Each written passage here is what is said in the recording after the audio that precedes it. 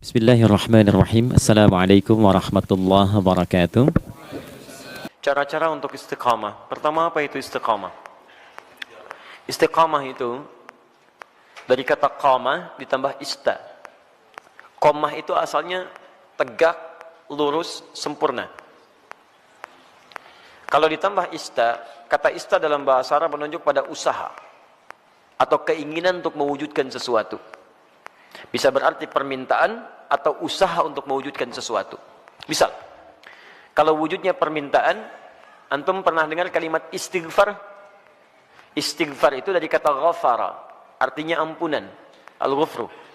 Ditambah ista jadi istaghfara, minta ampunan. Sifatnya disebut dengan istighfar. Maka ista di sini fungsinya untuk memohon, meminta. Ada yang sifatnya usaha. Usaha untuk mewujudkan sesuatu. Misal, ta'ah, ketaatan. Ta'atun, bentuknya bisa ibadah. Haji bagian dari taat. Salat bagian dari taat. Ketika ditambah istata'a, sifatnya disebut istita'ah, maka istita'ah adalah ikhtiar usaha untuk mewujudkan ketaatan kepada Allah.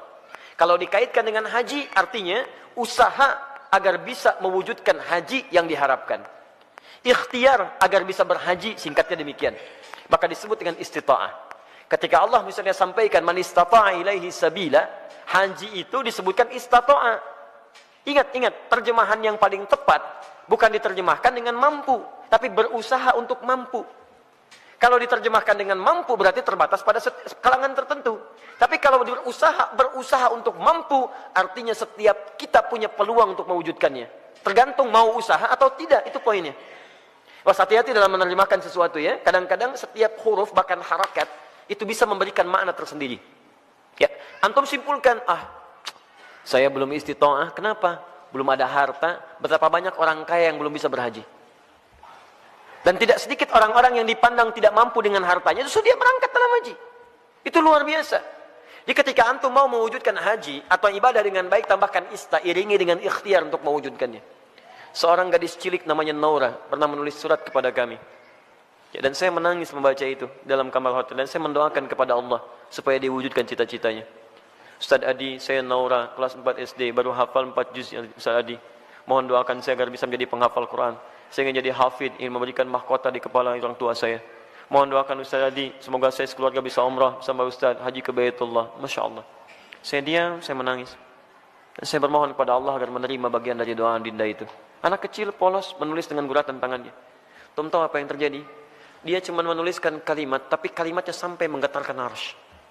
Saya baru tahu kemudian sehari sebelum ini, sebelum hari ini, hari Rabu kemarin.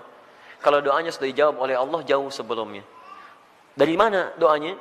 Dialihkan lewat yang lain supaya ada sinergi dalam kebaikan. Syekh Ali Jabir yang pertama merespon itu. Awalnya saya ingin berangkatkan kemudian di bulan November, tapi Allah menginginkan lebih cepat dia berangkat. Kami akan berangkat umrah bulan November. Tapi Allah menginginkan dia lebih cepat berangkat. Karena tangisannya, karena doanya, karena harapannya. Melalui Syekh Ali Jabir, Masya Allah, semoga Allah rahmati beliau, berikan kebaikan. Ya, kemudian diberikan dengan sekeluarganya umrah. Dari tulisan tangan anaknya, yang diberangkatkan dianya, adiknya, bapaknya, ibunya. Bayangkan, bagaimana anak ini berusaha dalam kebaikan. Dan biasanya ibu bapak, kalau anak sudah soleh, orang tuanya dapat. Orang tuanya akan dapat. Musa, Masya Allah, saya doakan kebaikan untuk adinda Musa. Hafal Quran, 30 juz. Ketika dia hafal Quran, orang tuanya ikut diangkat. Anaknya berangkat haji, bapaknya ikut haji. Anaknya berangkat ke Jeddah, bapaknya ikut ke Jeddah. Semua orang tuanya. Dan yang dicari biasanya orang tuanya. Silahkan cek. Bukan berapa hartanya, bukan macam-macamnya. Ketika ada anak orang baik, antum akan tanyakan siapa orang tuanya.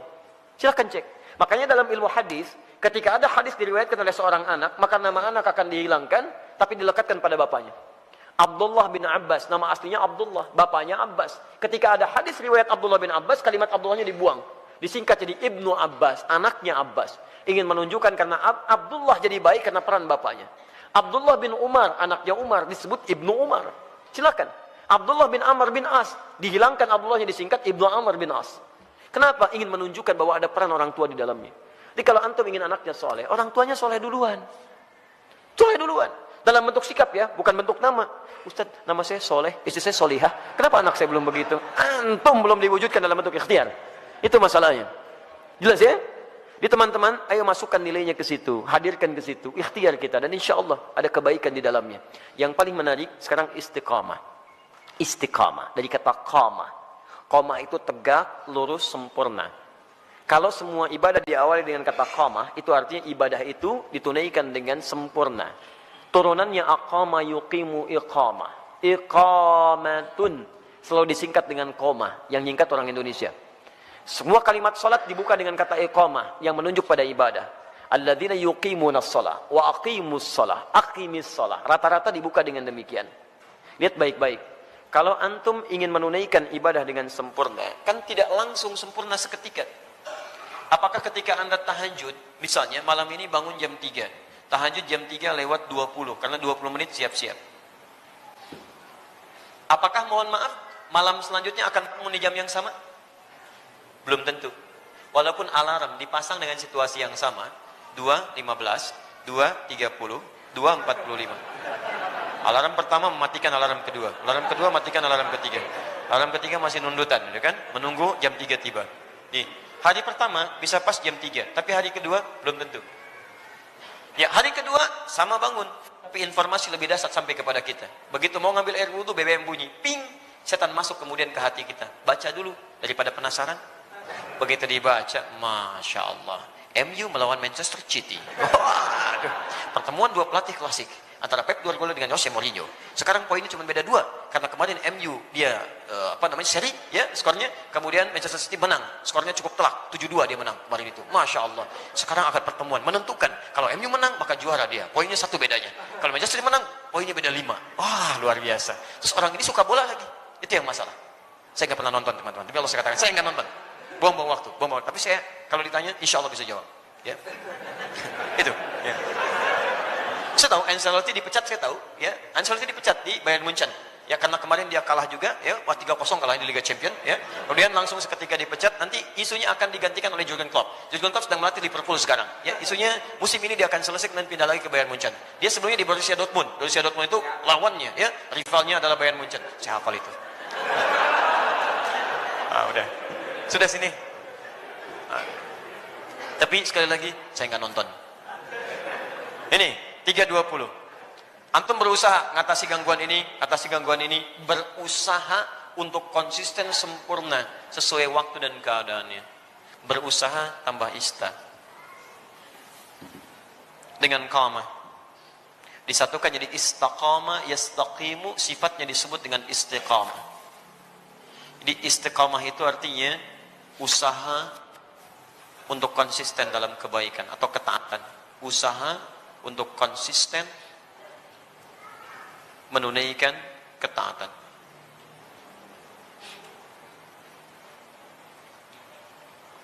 Istiqamah tahajud, istiqamah puasa, istiqamah baca Al-Quran, istiqamah berdoa dalam kebaikan. Sekarang pertanyaannya, bagaimana cara saya bisa istiqamah? Itu pertanyaan terbesarnya. 1, istiqamah dimulai dengan ilmu, pengetahuan dulu. Kalau antum kerjakan sesuatu tanpa pengetahuan, maka tidak akan ada motivasi bagi kita untuk menguatkan hal yang ingin kita kerjakan.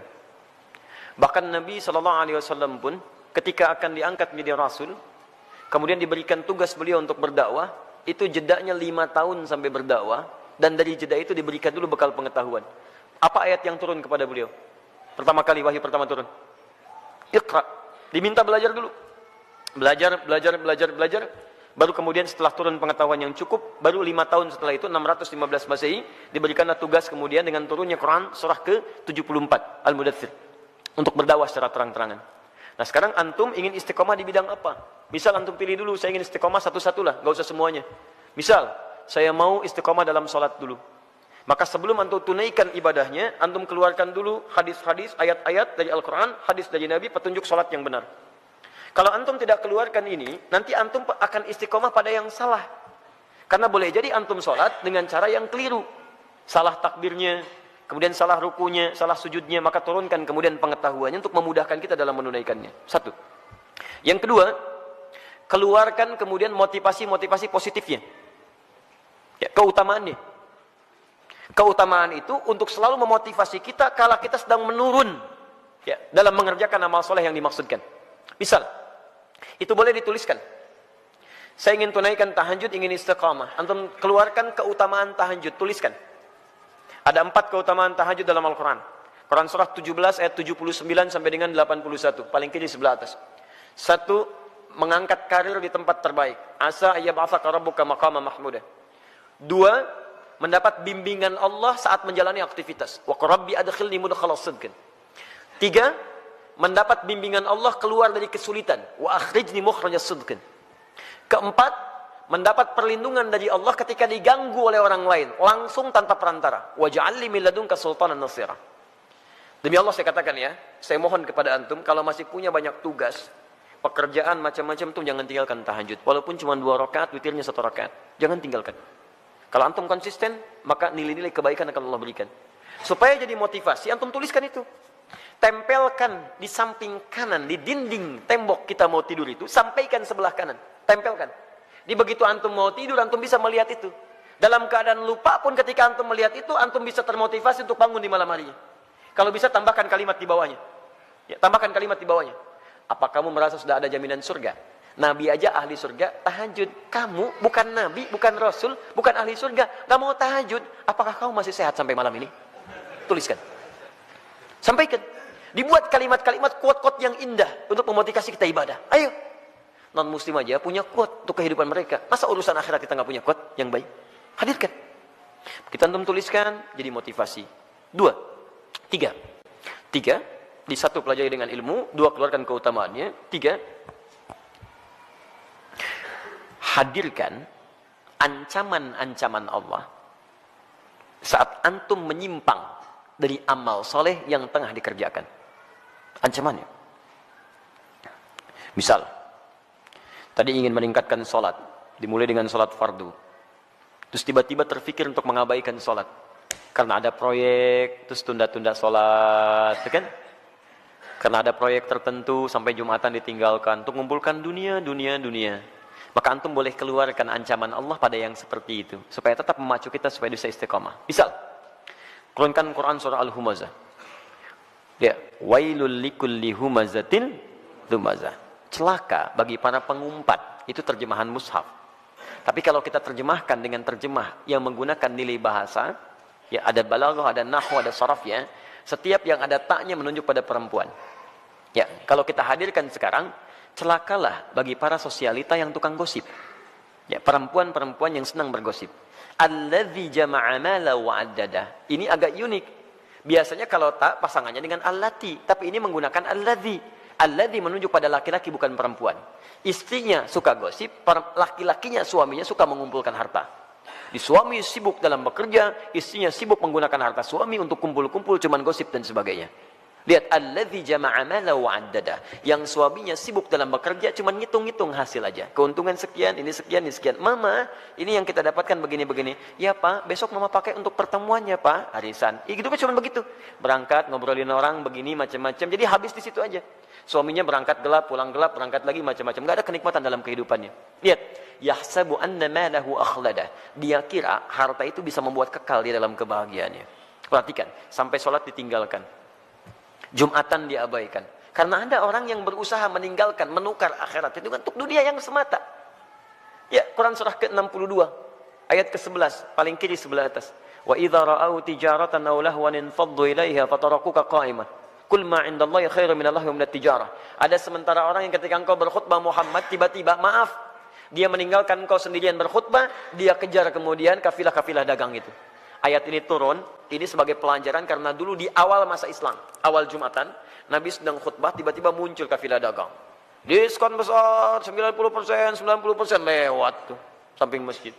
Mereka yang masih lama iman meninggalkan Nabi berkhutbah, mengejar barang dagangan itu. Lihat-lihat, selalu rumusnya begini. Kalau tidak disebutkan di Quran siapa orangnya, kapan kejadiannya, artinya kejadian itu akan berlaku umum di masa-masa selanjutnya. Dengan situasi yang berbeda. Masya Allah, antum bisnis nih, keuntungannya 10 miliar teman-teman sekalian. Tapi tanda tangannya dilakukan pas saat sholat Jumat.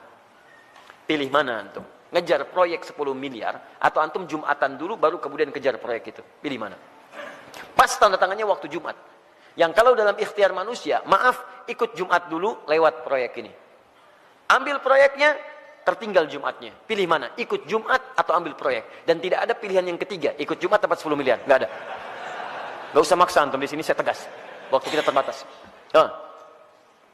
Ini yang tidak mudah. Maka bagi yang seperti ini, ada muncul ancaman Allah di dalamnya. Lihat ancamannya positif. Qul ma indallahi khairum minal lahwi minat tijarah.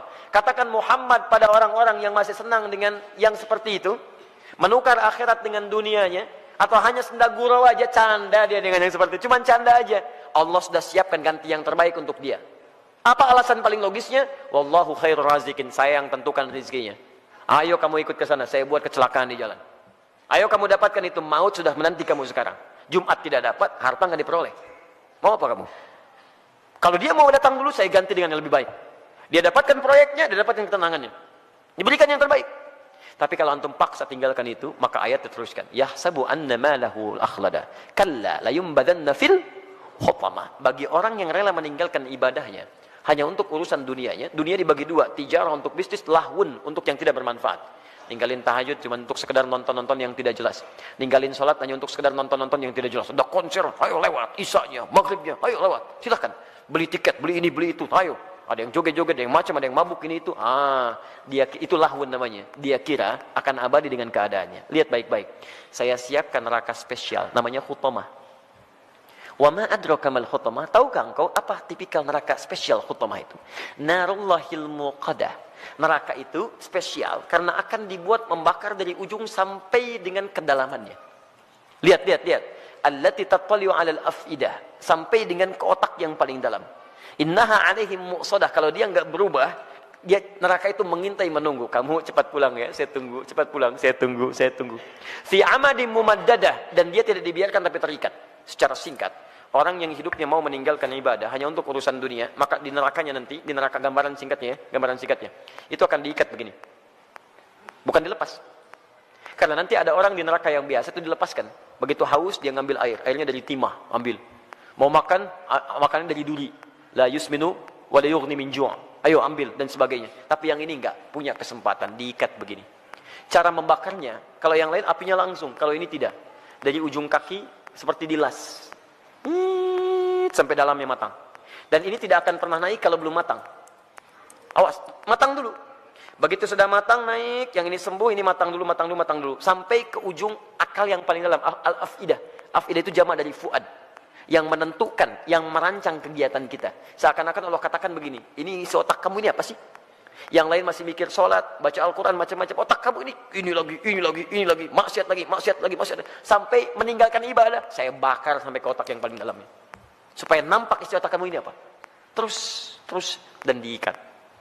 Kalau mau coba silakan. Tapi disampaikan supaya kita tidak masuk ke dalamnya. Makanya antum keluarkan, tuliskan ancamannya. Begitu sudah seperti itu, maka berusaha untuk mewujudkannya. Bismillah, antum berdoa kepada Allah. Yang terakhir berdoa. Minta supaya dikuatkan oleh Allah Subhanahu wa taala. Ya, minta supaya dikuatkan oleh Allah Subhanahu wa taala. Makanya nanti ada doa-doa. Ya, ada doa-doa untuk bisa dikuatkan dalam keimanan. Allahumma tsabbit qulubana ala dinik. Ya Allah, kuatkan hati kami ya Allah dalam tuntunan agamamu. Rabbana la tuzigh qulubana ba'da idh hadaitana. Ya, wa hab lana min ladunka rahmah innaka antal wahhab. Ya Allah, jangan geser keadaan hati saya setelah saya kuat berada di jalanmu ya Allah. Anugerahkan saya keturunan terbaik untuk menjaga iman kami ya Rabb. Jadi, belajar ilmunya, belajar ketentuannya, hadirkan motivasinya, jauhi kemudian ancamannya, setelah itu berdoa kepada Allah untuk dijaga. Dengan itu, fammastaqamu, disebutlah orang ini istiqamah. Tatanazzalu alaihimul malaikah, maka diturunkan oleh malaikat untuk menjaga sifat istiqamahnya. Nanti ada bisikan dari malaikat. Ada bisikan, masuk lewat sifat takwa. Di orang istiqamah itu, kalau ikhtiar tadi 4 ditempuh dengan baik, maka malaikat turun untuk menjaga dia. Tatanazzalu alaihimul malaikah, dijaga oleh malaikat. Apa penjagaannya? Bisa penjagaan terus kepada ibadah dan dijaga dari maksiat. Yang kedua, dijaga supaya tidak bersedih dalam kehidupannya. Allah khaufun alaihim walahum yahzanun. Dijaga supaya tidak sedih, artinya dia tenang. Dan dijaga supaya tidak gelisah, artinya dia senang dalam kehidupannya. Maka kalau malaikat sudah turun, Masya Allah, antum bisa rasakan sendiri. Dulu ketinggalan sholat fardu terlambat, biasa-biasa. Sekarang ketinggalan tahajud, menyesal antum. Ya Allah, ya Allah. Hebatnya, begitu ada pikiran maksiat, langsung diluruskan oleh Allah. Itu nggak baik buat saya, tinggalkan. Itu nggak bagus, tinggalkan. Nah, jadi demikian caranya bagi teman kita yang di Jember. Semoga Allah bisa berikan kebaikan-kebaikan untuk kita semua dan bisa menghadirkan sifat istiqamah dalam kehidupan kita. Makasih untuk semuanya. Mohon maaf kami langsung pamit. Assalamualaikum warahmatullahi wabarakatuh.